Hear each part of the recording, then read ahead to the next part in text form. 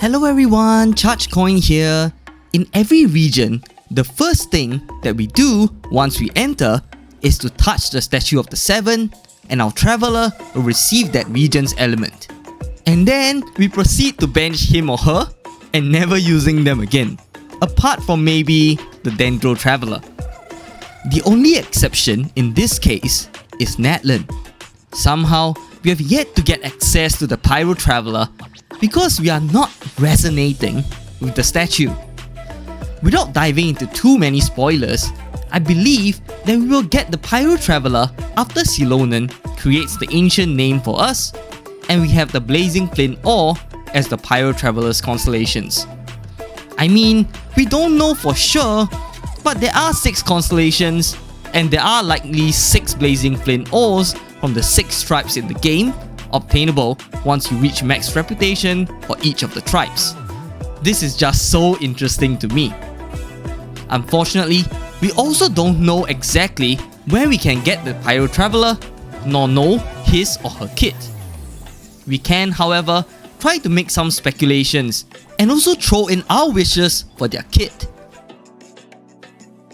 Based on past trends, we can assume that the Pyro Traveler's kit will be a dumbed down version of the Pyro Archon's kit.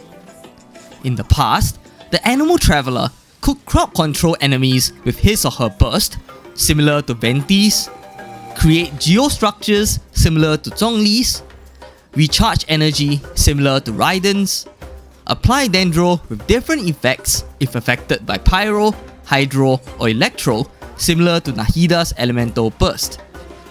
The only exception is the Hydro Traveler, whose water gun is very similar to Neuvalet's Hydro Pump. And if you played the story, you kinda know why. While we don't know Mavuika's kit exactly, we can speculate that she'd be able to have some form of off-field pyro application based off of the other Archon's kits, and the fact that Natlan's characters, Moalani and Kinich especially, crave some form of off-field pyro application. Maybe similar to Raiden's coordinated electro attack?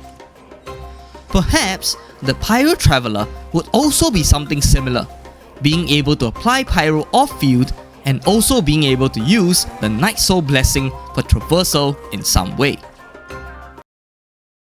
The Traveler has been known to be one of the worst characters in game, despite him or her being amazing in cutscenes. I mean, the Traveler can even use the Dao Blade to fight Scaramouche. Anyway, the main issue with the Traveler is that he or she has low attack or HP scalings, so if you would like him or her to be a damage character, it just will not work. Just take a look at the absolutely awful Hydro Traveler. The Traveler works better in areas of support, or areas that we do not have to rely on the damage of their kit. For instance, Animal Traveler is not bad as you can equip the Viridescent Veneera artifact set to reduce the elemental resistance of the enemy, or the Dendro Traveler to apply Dendro and to use the Elemental Mastery stat instead, whose damage mainly scales off EM as well as the level of the character. I hope that the Pyro Traveler is also just a support in Natlan, especially since we are desperately craving for a good sub-DPS Pyro character that can easily apply Pyro off-field with their skill, without having to rely on their Elemental Burst. The only ones that we have so far are Deya and Xiangling.